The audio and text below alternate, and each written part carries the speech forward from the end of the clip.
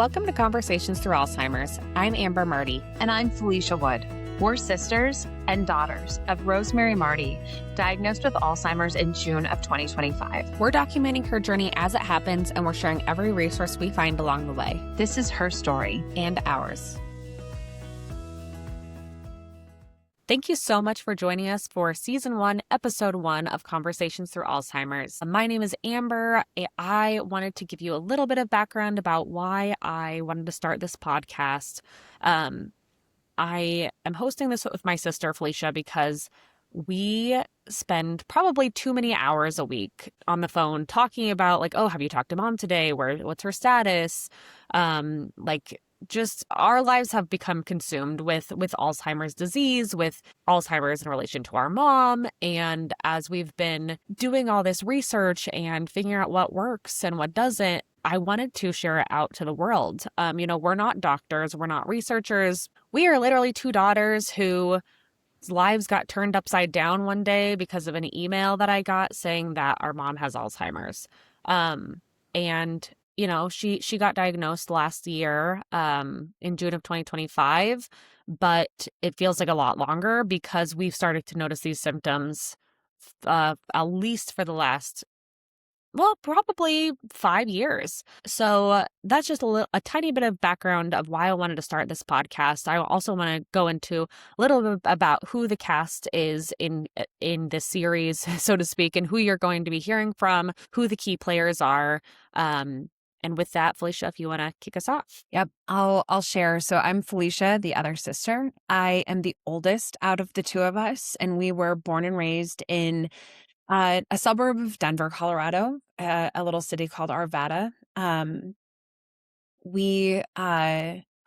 will say that I now live in New York, and so does my sister, although we live on separate sides of the state.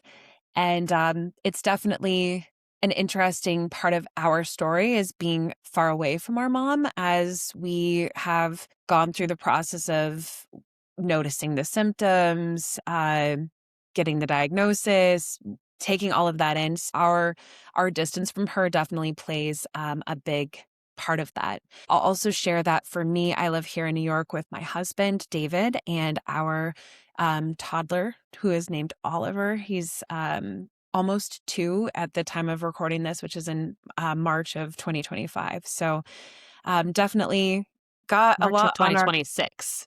Yeah.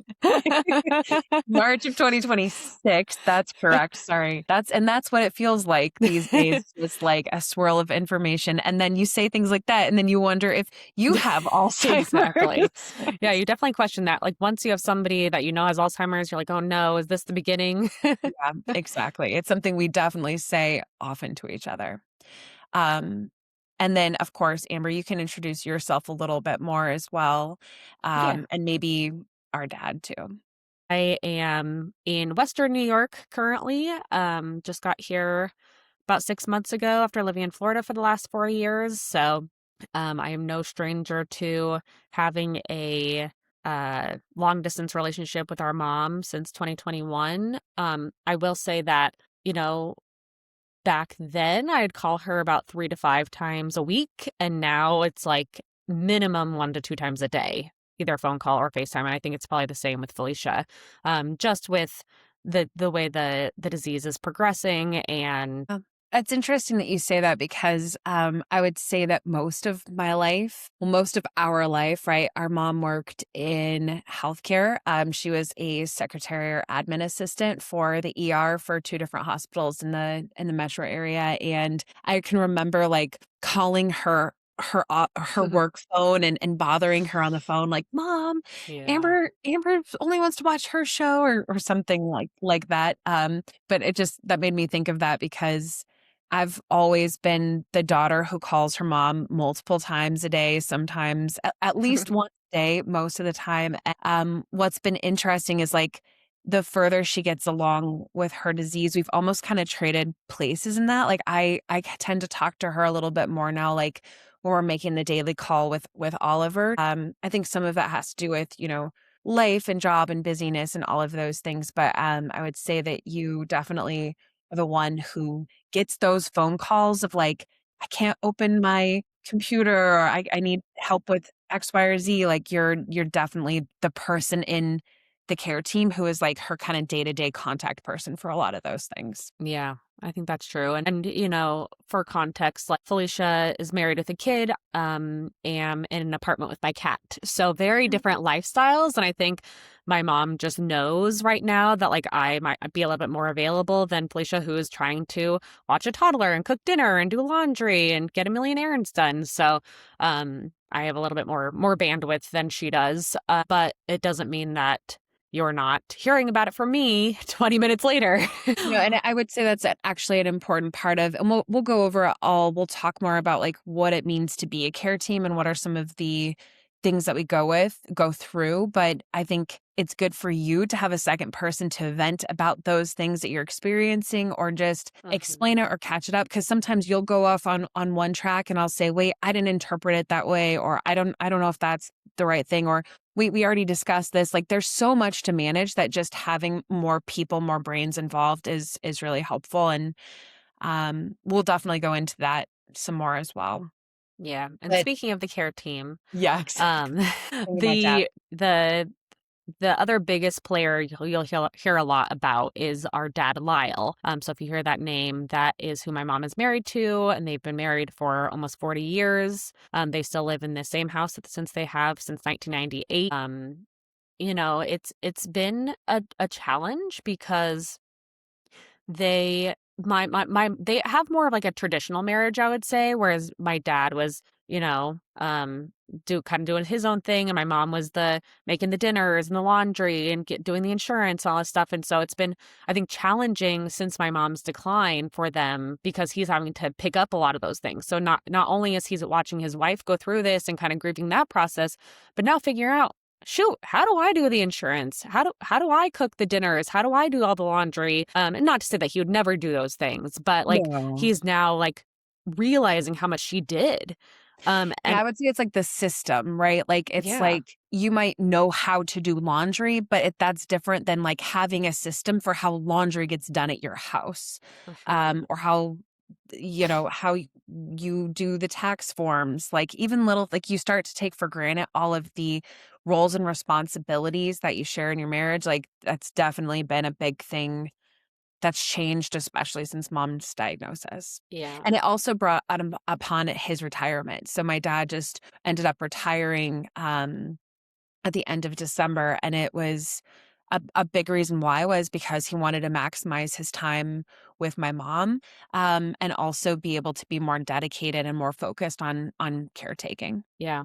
So we'll definitely make sure to cover that in a future episode, like being the caretaker and have him on and get his perspective and everything. But the main character of this whole podcast is our mom, Rose.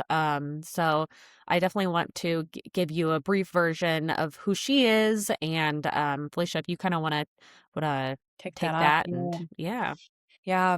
Yeah. So my mom is 62 years old right now. So she is diagnosed with early onset Alzheimer's, which again, our plan is to give a lot more information, because when we first found all of this out, we thought, I think a lot of people do, when you hear early onset, you think that means like early stage in the disease. What Perfect. we've found out through this process is that's not what that means. Early onset is if you are diagnosed with Alzheimer's before the age of 63 or 65? 5. 65. Um, so she has early onset Alzheimer's. And my mom is a Colorado native. She actually grew up in Denver herself. She met my dad at the age of, I think they met when they were 20. She was 21, 2? and then Yeah. she got, yeah, 21. They got married when she was 22, and had me when she was 23. So they got married pretty young in her life. Mhm. She has siblings. She has actually 3 siblings that all kind of grew up in the area. One of her sisters that she is part of our care team as well. Her name is Linda. We'll probably talk a lot about Linda because she's been really helpful for us, Mhm. being there local in Colorado, able to kind of facilitate going to some appointments and taking on certain roles in the care team. And then she has 2 other siblings who now both live across the US as well. One lives in Los Angeles, the other one lives in, the upper, part of Michigan. So 'cause she come from a family with a lot of kids, and she was the youngest. And I would say that she kind of has, like, youngest child vibes, and it's funny, I'll say kind of share anecdotally too that my dad is the oldest in his family, oldest of 4 kids, so they kind of have this funny Yin and thing yang. that, yeah, exactly. But my mom was always just I think one of the most important things you can know about my mom is, like, my mom, I don't wanna get emotional and cry, but, like, she's always just said that, like, her kids are her life, and I think it's been, like, one of the biggest things in her life is just being a mom. Like, she loved being a mom. She kind of was, like, viciously protective over us. Like, when I was born, they always joked that, like, she wouldn't even let my dad really hold me because she was like, "This is my baby." So she loved being a mother, and I think her whole even, like, she used to tell me that, like, she dropped me off at daycare and go work at an insurance agency, and she would just try not to speed all the way back to the daycare because she loved being around her kids. Like, I think even now, like, us having left Colorado was again, we'll get into it, but it was a very big and I'll call it traumatic thing for her. Like, she loves her children, and I think she loves her family, and that is a really core part of who she is. Um, what would you say about mom? The first thing that comes to mind is how silly she is and how she just wants to laugh. Like if she could just pick one activity, she would say, "Make me laugh." Like we'll get on FaceTime and like she loves laughing. And I think that's why she misses us so much because like my dad is a lot more serious, doesn't want to play games, doesn't want to sit there and be silly. Like he's the opposite. He's very serious, wants to get stuff done. Wow. And so she really He's the treasures intellectual, like, he loves, yeah, like, reading and theology and writing philosophy and and, like, writing, and he's not yeah, to say he's that those people can't also be silly, but for true. our dad is Yeah. is not And silly. they do, like, when they go off, like, camping and stuff like that, like, they definitely always talk about, like, how they have a good time and will, laugh and explore and do things like that, but on the day to day, like, dad's more serious, enjoys, like, watching the news, and my mom is much more like, "Let's watch" what's that it was that movie, her favorite movie, Oh, with the Will Eurostar. Ferrell. Yeah, with Will Yeah. Ferrell and Rachel McAdam, and she's like, "Let's watch that for the, 100th time." Yeah. So, yeah, So, she's yeah, she's very just very silly. silly, likes to play games. People always comment that, like, all of our friends always say, like, "We just love your mom, like, she's so sweet, she's just Yeah. really kind-hearted and definitely enjoys a good laugh." Like, a lot of my favorite memories with mom are, like, just driving in the car, like, and, like, something making us laugh, and then we just, like, get on a thing, can't stop laughing, or honestly, being in church and getting the giggles and not being able to stop laughing. Yeah, exactly. So yeah, and she's been very silly, but she has still been our mom. Like she's never like dropped the ball. She always made sure we were, dressed and had food and did our homework and bathed and all that stuff. And like And we're she'd create successful. portals for us and say, here's your password and everything like Oh, that. yeah. And so that's why like when we started to notice something was wrong, like it was a big gap. Yeah, absolutely. Like my mom is one of the things that's like the coolest thing about our mom is like she's always planned great vacations for us. Like from the time I was little when they had like hardly any money, they'd go on road trips, right? We'd go to South Dakota or go down to New Mexico or whatnot. And then as we got older, we went and did like various trips places. Like we went to Boston one year, we went to Hawaii for South your high school Dakota. graduation. Yeah. And like I think one of like the last trips that we did that she planned was in 2016.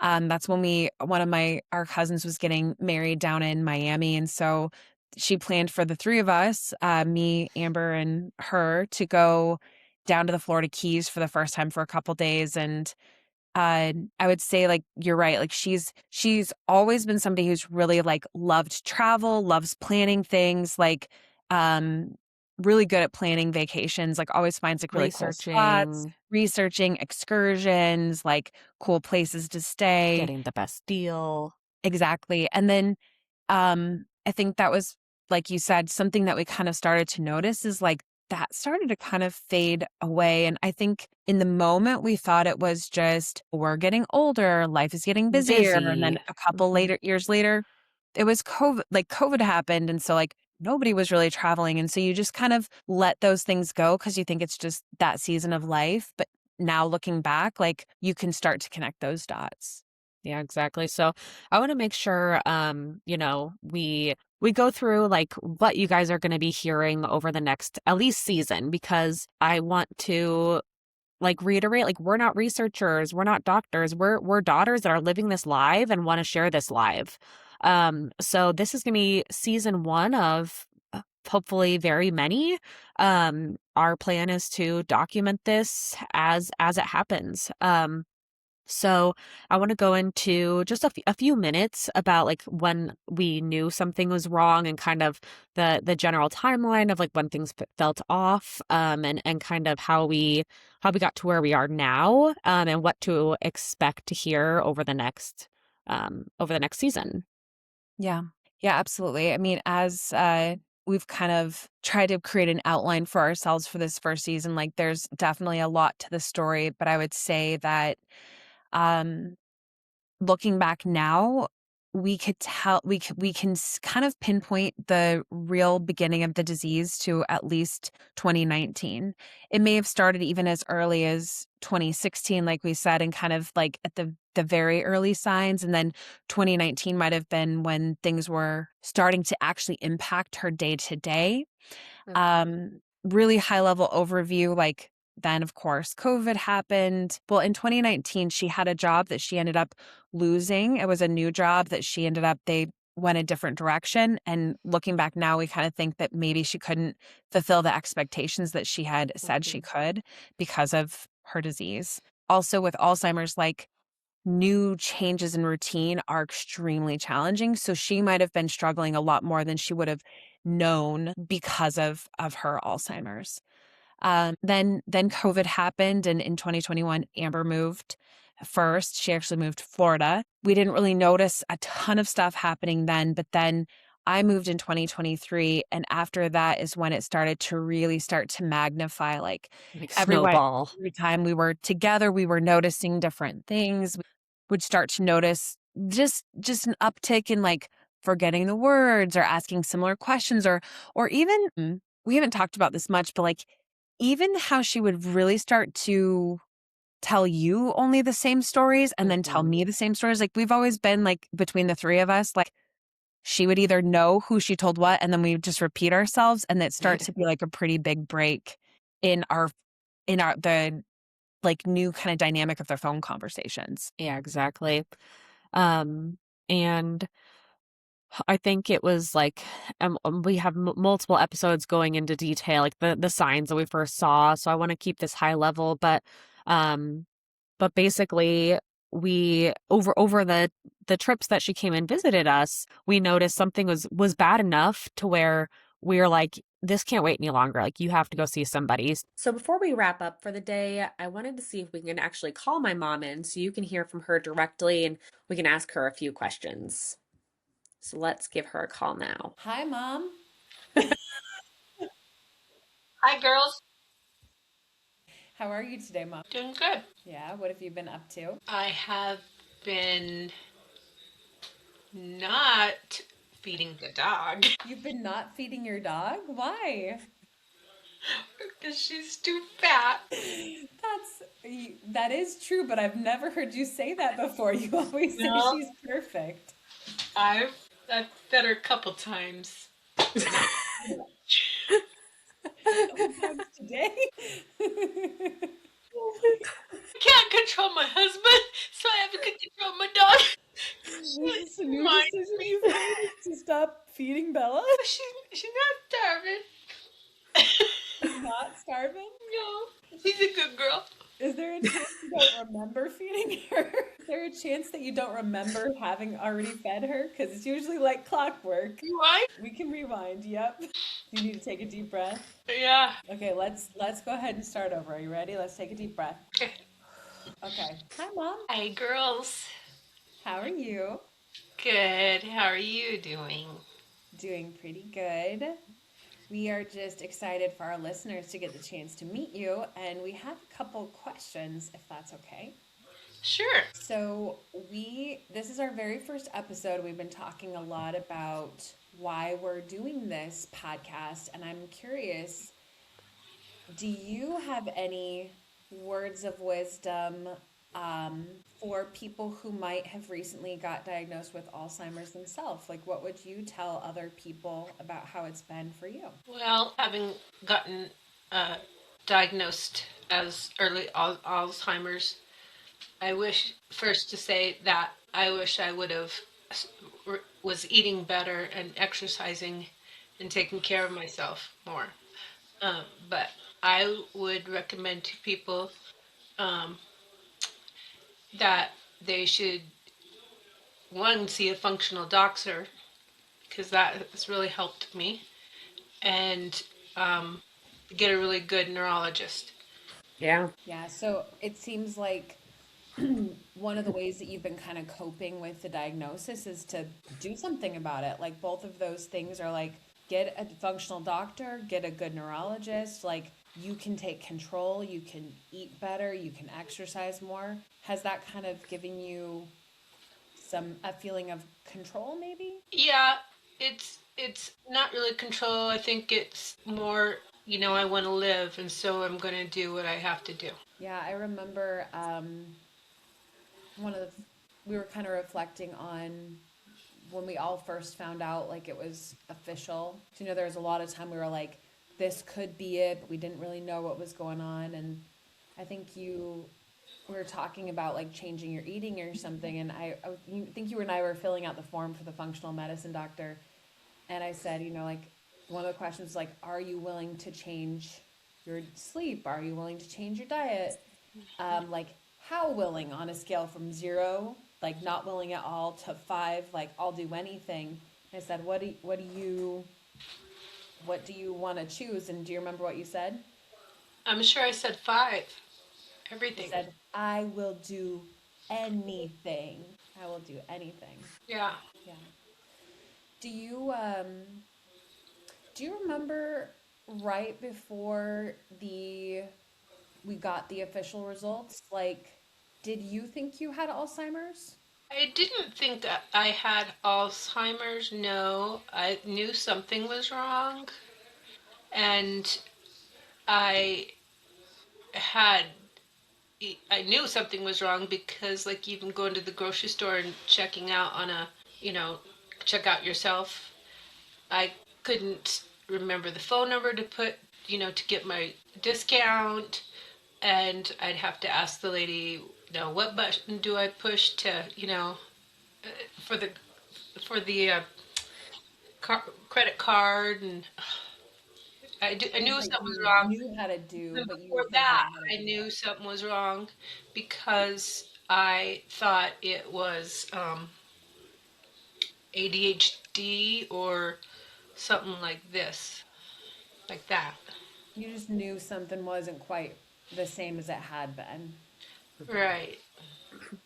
And so when you had met with that neurologist who did the p-tau test, not that you knew where you were getting a p-tau test, but I think he Well, due to some technical difficulties, we lost my mom here, but we got her on the on speaker, so we'll finish asking her questions this way. so mom, do you remember I was just asking you about that when you left the neurologist before your diagnosis and how you were feeling. Do you remember anything from that? I don't. All I remember is him saying, "Oh, here at the last minute, let's take you know the blood draw." Yeah. And then I just didn't think that would have anything to do it because he made it sound like, oh, it's not a big deal. Um, and then it was next day, you guys called me and told me about the diagnosis.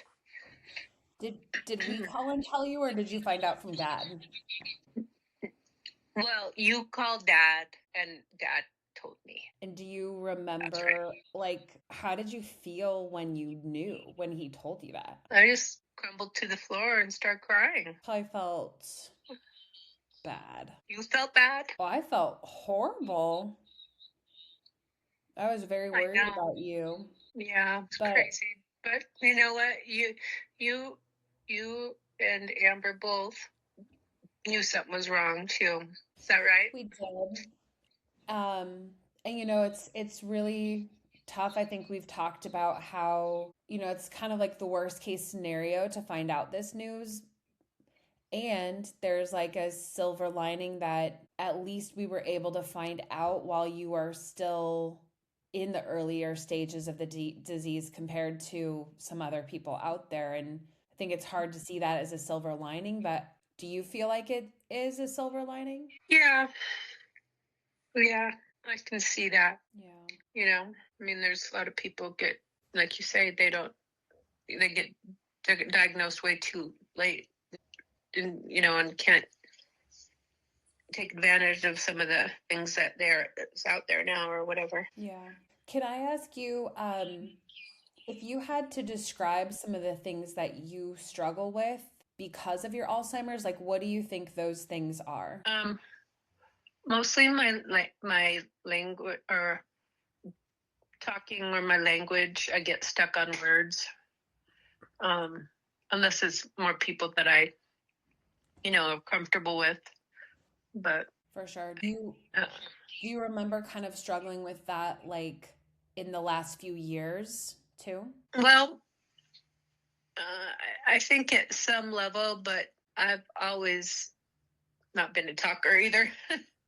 But yeah, I mean, yeah, So mostly like language, you would say. language. Mm-hmm. Yeah. Mm-hmm. Are there any things that you feel like more recently have become harder for you? Like I know you gave the example of the grocery store, but anything else that you feel like has gotten a little more challenging? Um, mm, no, they talked about on, the Alzheimer's support groups that are online about, driving and whatnot. And I know I just have to really pay attention and don't let my eyes go off, what I'm looking at, because that's pretty scary. I mean, if you're not all with it, then I wouldn't be driving a car, but I I just try to, Focus. focus, and I don't tootle all over the Denver area. I just tootle around our little place here. Yeah. Too Do much. you do Yeah. you feel like new things or places you're less familiar with that those things feel harder than they used to? I do because, um, well, for one, Denver's so different. Even Arvada is so different than. It's like sometimes you just, if you're not, familiar with places, it's easy to say, like, where the hell am I? But the the Alzheimer's, or that hasn't been a thing, but it's still, you gotta use the brain power you have while you Mhm. have it. Yeah, absolutely. Is it kind of like family that is what's like your biggest motivator, or do you have other things that you just want to make sure you're here for a long time for? Well, yes, definitely my family, but you just, I mean, bad things happen to a lot of people, and instantly, or sometimes they have long life to live with the disease. But I uh I just wanted, I never thought I'd have this disease, and you always think about living a long life, so I just want to live as much as I can. Yeah, we want you around as long as we can have you. Good, good, good, good, Okay. good. Well, Mom, I think as we close out, and sign off, I think one of the most important things for us is you have a signature way of saying goodbye. Do you know what that is? Mm, no, I forgot. Well, a lot of times when we're getting off the phone, we'll say bye to each other, and you might say something like, bye bye. Oh, yeah. Bye-bye. Will you just say bye-bye in your normal voice and say bye-bye? Okay, bye-bye. I hope you enjoyed hearing a little bit from our mom, Rose, and got to see a little bit of her silly side and got to know a little bit about her and hear her perspective on the disease. So that kind of brings us the past 5 years up until kind of present day, like within the last year. And I think the rest of the season one is really going to go into how we brought her to a functional medicine doctor. Even though like the neurologist said like there's no supporting evidence against that, and how we looked into clinical trials that got canceled. We looked into we took a trip to Disney World because like when you get diagnosed like this, you want to savor every moment with your loved one. And even more recently, we just had a consultation last Friday for an IV infusion that will actually go in and remove the amyloid plaque from the brain and not improve symptoms, but prolong where she's at. And that's the ultimate goal with Alzheimer's. So I think that we have so much to cover in this first season. As you can hear just from this, like we can talk on this for days, and we can't wait to share all of these important updates with you guys. Yeah, I think that like we said from the beginning, like we have felt so alone, even though we've had each other, but like kind of isolated in this process. A lot of people don't really know how to respond when you share that your mom has Alzheimer's, other than feeling sad or saying they're sorry. And so, but we just wanted to share this story because we know there are other people out there that are wondering, well, how was the experience for them? What do I not know? You don't know what you don't know. And so even though we're not experts, we can share things we've heard or parts of the story that have been true for us, about things that we've run into. And I think there's a lot of value in that, or at least we hope so, which is why we're telling the story. Exactly. And I just wanted to point out too, like the importance of finding a good care team. Like we didn't even find out about the IV infusions until we got her into a neurologist that had a 6-month wait time. And how great she was, and I can't wait to go into that episode because we learned so much from her that I really want to share with everyone listening. But And I would also say with that, like if you or anybody you know even has potential signs, like do not stop fighting for that diagnosis, because in our experience, it's very easy to be pushed off. You're kind of written off for being younger. You're kind of written off for stress, anxiety.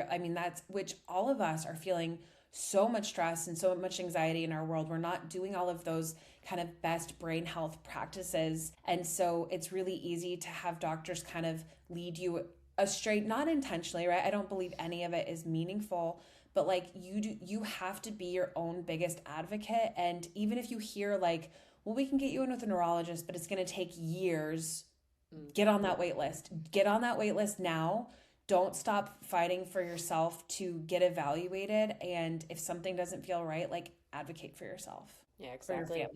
Exactly. So, we really just want this podcast to be kind of 2 parts. It's going to be half documenting the story of Rose and her prognosis and telling you guys how it is live for her, for us, for my dad, for everyone involved, as well as the practical education that we're learning. I mean, even simple things like we bought her a skylight calendar, and we'll go into that, and things that you can purchase or ideas that we have, like sharing the screen through Zoom so you can help them log into things if you're far away. Thank you so much for listening to this episode, and we can't wait to share more with you next time.